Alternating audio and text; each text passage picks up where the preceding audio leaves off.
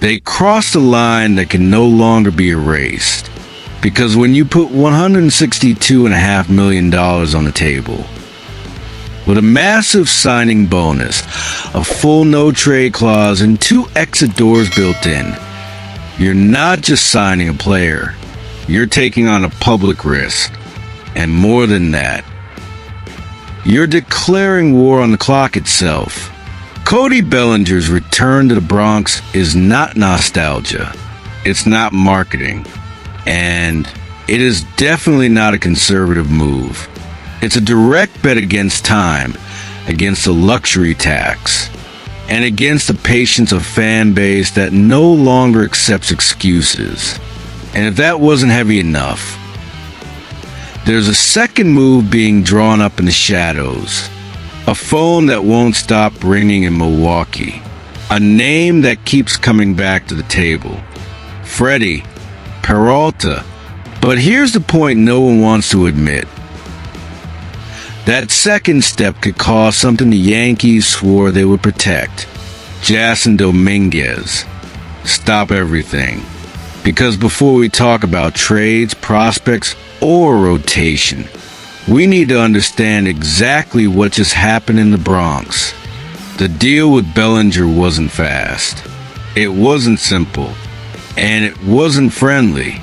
Brian Cashman spent an entire winter locked in talks with Scott Boras. A tug-of-war that only ended because the Yankees decided to stop bluffing. 5 years, $162.5 million, $20 million paid up front as a signing bonus, a full no-trade clause, an opt-out after the second year, and another after the third. This is not a contract designed to control the player. It's a contract where the player controls the clock. And then comes a question that really matters. Why? Because looking at the numbers coldly, Bellinger didn't arrive as a promise. He arrived as proven production.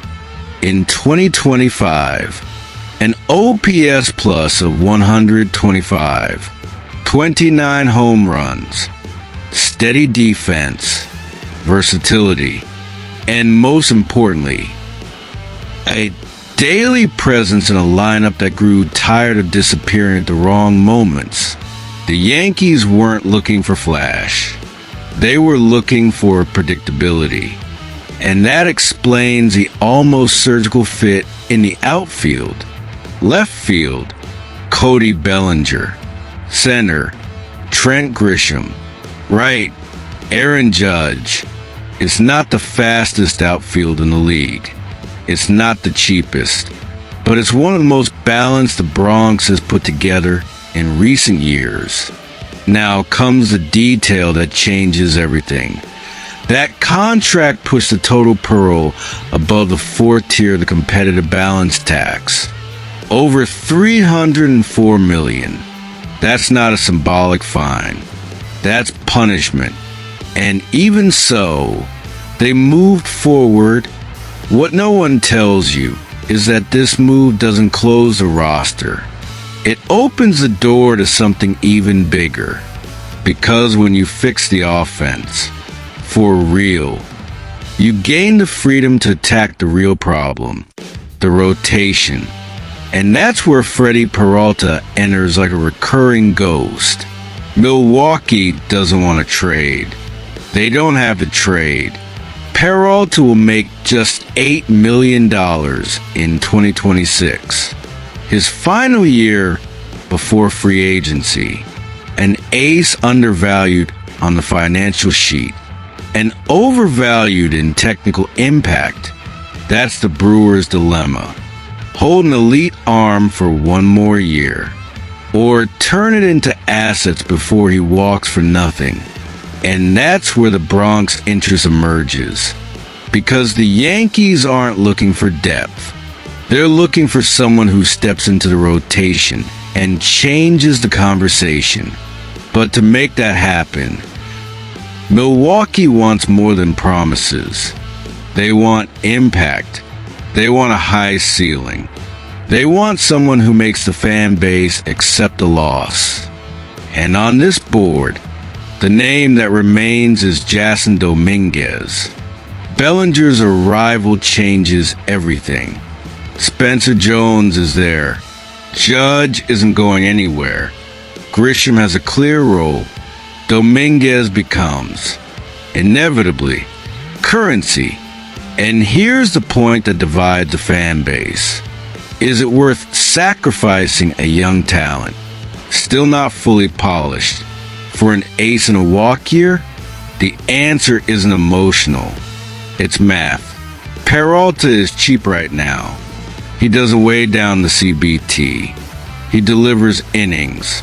He delivers dominance. And he pushes the Yankees into an immediate championship window. But the price is irreversible. Domínguez doesn't come back. Moment of re-engagement. If you were sitting in Cashman's chair, do you pull the trigger now or wait one more year, believing this current roster can handle the load? Because this is where the human factor comes in. This team has already wasted too much time. It's watched windows close. It's gambled on health that never showed up. It's trusted promises that took too long. Bellinger's contract is an internal message. There is no more institutional patience. There is urgency. And that explains the structure of the deal. The opt-outs are not a favor to the player. They're a stopwatch. If it works quickly, he can leave. If it doesn't, the Yankees are stuck. It's a pure gamble. And when you cross the fourth tier of the luxury tax, you're not planning for the long term. You're trying to win now. That's why Freddy Peralta makes so much sense. That's why his name doesn't disappear. That's why Domínguez enters the conversation. The straight talk summary is simple. The Yankees traded future flexibility for immediate impact. Bellinger fixes the offense today. Peralta could fix the rotation tomorrow. The cost is financial and emotional, but the prize is a title that's been missing. Now think about the other side. Milwaukee looks at Domínguez and sees control, youth, marketing. The Yankees look at Peralta and see October. It's a trade of timelines. And the one who waits doesn't always win. The final question isn't whether it makes sense. It does. The question is whether you accept the risk. Because after this winter, there is no more middle ground. Either this team delivers, or the price paid will be historic. Now tell me, in the comments, do you trade Domínguez for Peralta without thinking twice?